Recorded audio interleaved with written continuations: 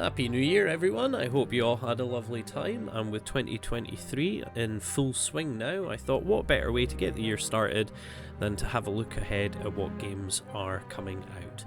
So I am Hawkins and welcome to my channel. I've had a wee bit of a spruce around the place and cleaned up a few things and even created some of my own art. So if you are new here, please do like and subscribe, and yeah, let's have a look at what is coming up in 2023. Here are 10 games that I'm looking forward to this year. Okay, so the first game on the list, and these aren't in any particular order until probably about number 5, is Aliens Dark Descent from Focus Entertainment, the new isometric tactical squad-based action game that has no confirmed release date for this year. But yeah, it's going to be what looks to be an XCOM style game, where we get to control a squad of colonial marines and we get to shoot lots of xenomorphs. Woohoo! So they are probably my favourite species in sci-fi. I absolutely love playing as an alien in alien games, and I also enjoy shooting them with lots of different weaponry, and I love XCOM games. So this seems to be ticking all the boxes for me. I am, however, going to keep myself not as hyped because for the last few years pretty much every game that's come out in this franchise has been an utter disappointment. So hopefully Aliens Dark Descent is going to buck that trend for me. Next we have the long-awaited sequel to 2010's Alan Wake, and I can say I'm very much looking forward to seeing what's going to happen here because I really enjoyed Alan Wake. It was a game that came out and I got it from my work to try it out, to give people an opinion on it, and ended up coming in the next day and actually buying the limited edition. It was a fantastic psychological thriller. Remedy have said that this is actually going to be a survival horror game this time. Alan Wake stood out for me, and in the survival horror genre, I'm hoping that it just doesn't get lost in amongst everything else. Okay, so next on the list is Ark 2. Now, I am a massive Ark fan. I have logged over 1,500 hours playing Ark, and it was a game that myself and my friends played a lot, and we really enjoyed it. So hearing that there was going to be an Ark 2, fantastic. However, I'm going to have to wait and see for more information to come out of this because there are a couple of things that they've announced that have made me a little nervous about what this game's going to be like. And no, Vin Diesel being in it is not one of the things that I have a problem with. The two big announcements were that they are going to be changing from first person to third person and making it a Souls-like melee combat. Now, I'm sorry, but that is not why I enjoyed Ark.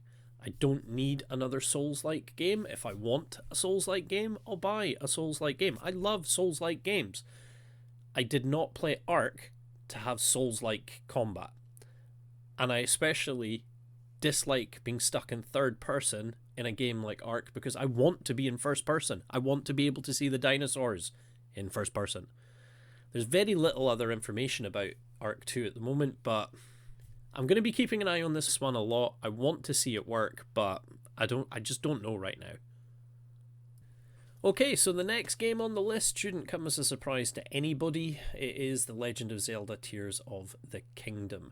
Now, I've been a fan of Zelda games since I was a very, very young lad, a very, very long time ago. A Link to the Past on the SNES is still one of my favourite Zelda games. And when I first got my hands on the Switch and got the Nintendo, whatever their annual live service is, I immediately played through the entire game again and surprised myself with just how much I remembered. So the fact that another Zelda game is coming out on the Switch, I just cannot wait to get my teeth into this. Breath of the Wild was such an enjoyable game and deserved all the awards and accolades that it got.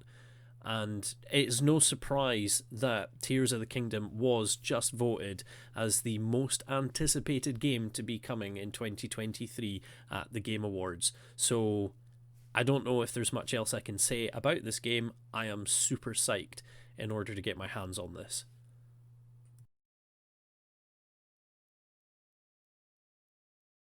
Okay, so the next title is one that I will admit to actually knowing not very much about this franchise at all, and that's Armored Core. So the sixth installment is going to be coming out and is apparently going to be sort of a reboot of the franchise. And I have to say that I thought the trailer for this was absolutely outstanding. I mean, I've always enjoyed playing mech games, back in the day playing Mech Warriors and things like that. I've missed out with Armored Core, and this could possibly be the game that's going to get me into the franchise. But it's never too late to get into a franchise. I mean, I didn't like Gears of War at all until I played Gears of War 3. And that's when I went back and played some of the older ones and actually ended up enjoying the franchise. It's not perfect, but I still, wouldn't have played any Gears of War had it not been for Gears of War 3. So with Armored Core 6, Fires of Rubicon coming out this year, could be a very good time for me to actually finally have a look at the Armored Core series and enjoy some mech battling using either long range weaponry or getting in close and sticking blades in big machines. But yeah, definitely going to be looking out for this one this year.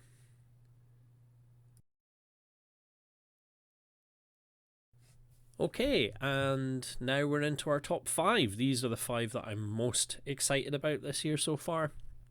And the next one is Homeworld 3. Homeworld is by far my most memorable and favourite real-time strategy game ever. I still remember it very fondly when it came out in 99 and spending many hours getting confused by the 3D movement and trying to wrap my head around how to move in a 3D space. And yeah, and the music was gorgeous, the visuals were gorgeous, the story was fantastic. And then Homeworld 2 came out and it was just more of the same. Admittedly, the last level was probably one of the biggest bollocks I've ever experienced when it came to a real-time strategy game. That was just horrendous. And Homeworld 3, when the trailer came out and showed us what was coming, it just looks like they've taken everything and turned it up to 10. I know very little about it. It's still set in the same timeline, but this is set way after the conclusion of Homeworld 2 and when you've used the Sujak to open up the hyperspace gates. So this looks like we're going to be traveling around the galaxy, which will be fantastic, and I'm really, really looking forward to seeing where they go with Homeworld 3. Okay, so this next one is not one that I ever thought would see the light of day. I cannot believe after 10 years Space Marine 2 is finally coming out. Warhammer 40,000 is one of my favourite sci-fi universes to read about. The lore is something I just cannot get enough of. I don't play the tabletop anymore, but I keep myself well versed in the universe. With Henry Cavill just announcing that he's going to be doing an Amazon series, I even had friends of mine who have never asked me a single 40k question ask me about Warhammer 40k. One of them even sent me this meme. So I imagine that at some point in the near future, I'm probably going to end up doing a lore video just to help him understand what 40k is, because I could talk about 40k until my head falls off. I digress. Warhammer 40,000 Space Marine 2. I cannot wait to get my hands on this. The Tyranids are my favourite army in the 40k universe, and I'm going to get to smash them repeatedly. I cannot wait. When it was first announced that Dead Space was getting a remaster, I have to say my initial reaction was not one of, oh yeah, Dead Space, as much as I loved the Dead Space franchise, because I was like, do I really need a remaster of it? I've got the original copy of the game, and I've played it quite a few times over the last few years. I absolutely loved Dead Space 1. I very much enjoyed Dead Space 2. I wasn't a fan of Dead Space 3. And I felt that it was just an unneeded remaster, a moneymaker for EA. And then I saw the trailer for it, and I just thought, it looks so good. The necromorphs look so nasty. And to this day, Dead Space necromorphs are one of the biggest jump scares that I've had in any horror game I've ever played. I nearly deafened a friend while chatting to them over the headset when I first played Dead Space. I've just finished playing through the Callisto Protocol, and all I could think of while I was playing through it was, this wants to be Dead Space, it's not Dead Space, I want to play Dead Space. And now here I am, just a few days away from actually being able to get my hands on Dead Space Remastered, and I can guarantee you that as soon as it comes out, I'm going to be playing it, and I'm also going to be uploading it, because, well, what else can you do? It looks stunning, and I can't wait to get back into Isaac's boots and have some fun with the plasma cutter again. So this next one had me at Star Wars. If it's got Star Wars in it, I'll watch it, I'll play it, I'll read it. I'm a massive Star Wars fan. So getting announced that Star Wars Jedi Survivor, the follow-on to Star Wars Jedi Fallen Order, was coming out, I'm like, yep, shoe in. I really enjoyed Fallen Order. I felt it was the best lightsaber combat mechanics that have been in the games since probably Jedi Knight, Jedi Academy. And I can't wait to get back into playing more of Cal Kestis' story and roaming around the galaxy with BD-1 and us trying to figure out how to survive against the Empire. I mean, there's not much else that really needs to be said about it. This is going to be an absolute win, I think, for EA, unless they do something absolutely catastrophic, like try to shoe in some stupid multiplayer or something like that. As long as they keep it to the same story-driven gameplay and focus on the single player, I can't see them having anything but a success with Jedi Survivor. And me personally, I can't wait to get my hands on it and to play and get... looking at the trailer, there seems to be even more types of lightsabers to use and different techniques and just some awesome lightsaber skills on display.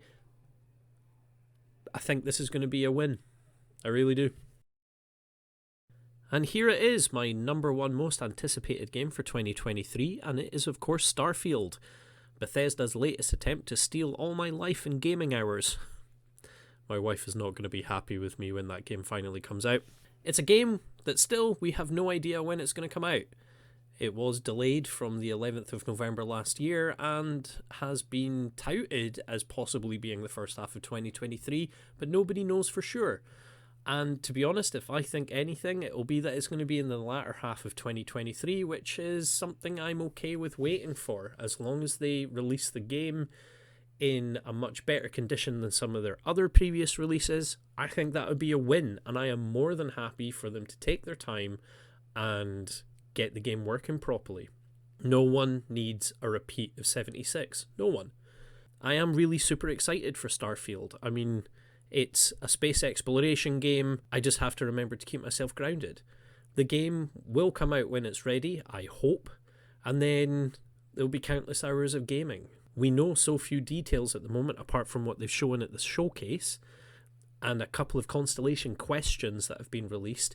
We just don't know what's going on with Starfield, and I feel that there's a lot of doomsayers out there that are saying that it's time to worry because they haven't released all the information about the game yet.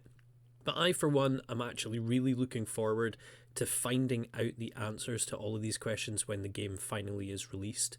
So yeah, Bethesda, I'm putting a lot of faith that you're going to do Starfield correctly, and yeah, don't make a mess of it, please. Otherwise, there's going to be more than just me as a disappointed fan. Yeah. And there we have it, my 10 games that I'm looking forward to in 2023. Could be an interesting year for games, I think, but yeah, Starfield definitely going to be the one that's dominating my thoughts for 2023.